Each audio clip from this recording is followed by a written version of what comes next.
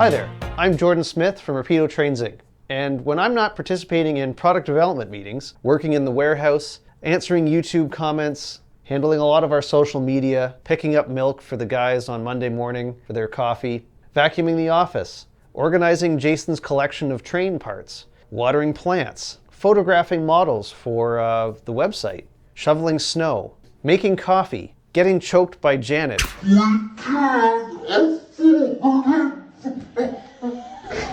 picking up the mail, washing Jason's taxi, regrouting the bathroom, organizing Janet's shoes, and cleaning the toilets.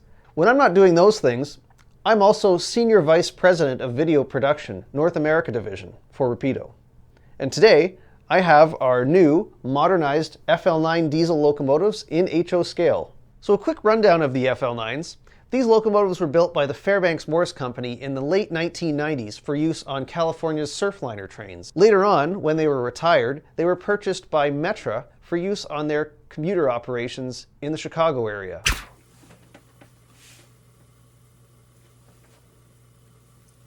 Jordan, what are you talking about? You know what, Bobby, you're right. I don't really know much about these, so why don't I get you to take care of this? Thanks a lot, eh? Hey, Bobby from Rapido. I'm back again to discuss the modernized FL9, and I have brand new samples to show you. What is an FL9? That's a good question. An FL9 is a diesel-electric locomotive that can switch between diesel and electric at the flip of a switch. Really? Now, why could they switch between diesel and electric? Well, that was simple. The Park Avenue tunnels leading to Grand Central Terminal required them to run on electricity all the way in. Why? Well, excessive diesel fumes really cause a headache. Who wants to breathe that in?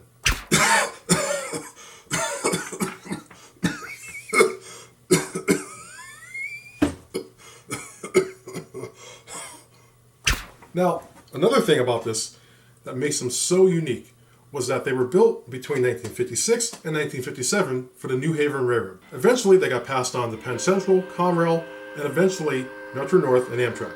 Metro North taking the larger of the fleet. What makes them even more unique was sometime around the mid-1980s, a fair amount of them got rebuilt with head-end power, HEP, HEP, however anybody wants to call it. They were also paired with Metro North's Shoreliner, Bomber, Comet, however you want to call them. I know Condot calls them Shoreliners. They were paired up with them. Eventually, some were sold off to Condot, and they got the attractive New Haven paint scheme back again. The rest of them were eventually painted into the Metro North's popular red and blue and silver scheme. Then around the late 1990s, some of them got the New York Central Heritage scheme to celebrate the Hudson River Railroad's anniversary. They would later get some would get the MTA dip in the silver and blue scheme. Amtrak had a few. They were repainted into Phase 2 and eventually Phase 3. And then Amtrak sold all of theirs off to Morris Tower and Erie, and some were repainted into the Maine Eastern scheme, which is very attractive, by the way. They ran in Maine, and they also ran in New Jersey on excursion trains. Now, let's go over some of the details on the rebuilt FL9 before we get to the functions. We'll use the Condot and the Metro North as examples. So if you notice on the front of the Condot, it has a Hancock air whistle. Included in the poly bag is a K5LA. Depending on what era or what road number you want, you have a choice between a Hancock or a K5LA.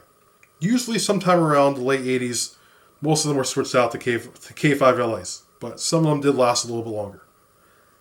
On Metro North, it has a K5LA, and in the poly bag, it's the reverse, we give you the Hancock. Now, if you notice, the HEP receptacles on the front have yet to be applied. This is a user option. Depending on what you want, or what era you want to model, you can either apply the non-ditchlight version or the ditchlight version. The ditchlight version requires you to wire the lights back into the board. Now let's take a look at the rear of the HEP grills and fan. On the Condot versions, you'll notice that there is a grill work on top of the fans. The muffler is on the fireman's side as well as the pipework. On the Metro North version, there is no grill work on top of the fans, and the muffler moves over to the engineer's side. Also, no piping. Now let's have a look at some of the key sound and lighting functions. Engine startup.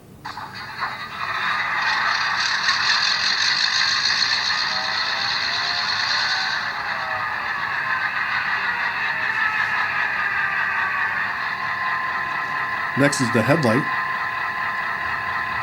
marker lights, ground lights, throttling up and moving forward,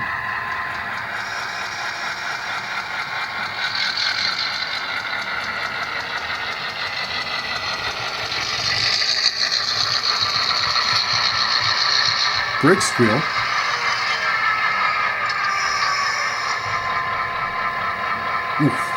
flange squeal,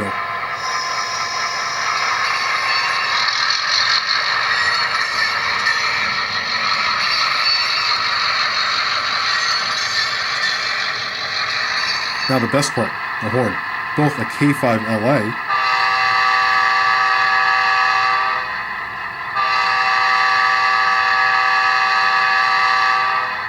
and a Hancock air whistle.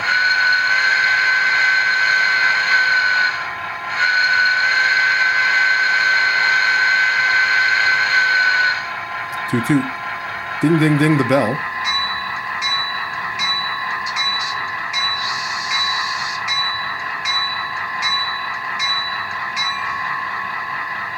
You get the wonderful sound of the buzzing HEP generator.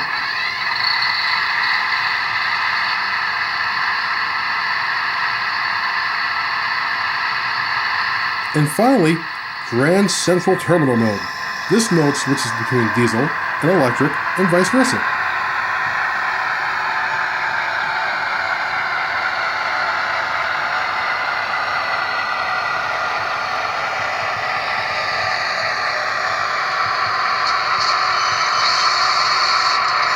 Now, back to the good-looking guy in camera. Well, there you have it. And magically, they're all back like I was talking before. Continuity. But you know what, Jordan, I gotta get back to work, so take it away. Thanks, Bobby. That was terrific. So terrific, in fact, we might have to give you a few other tasks to do around the office.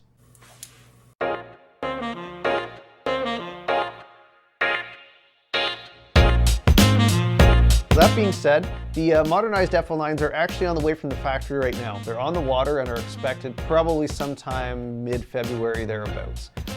So make sure, if you haven't ordered one already, we do still have extras available, so visit us at rapidotrains.com or visit your favorite hobby shop or online retailer and get your order in today. So once again, thanks very much. Have a great one.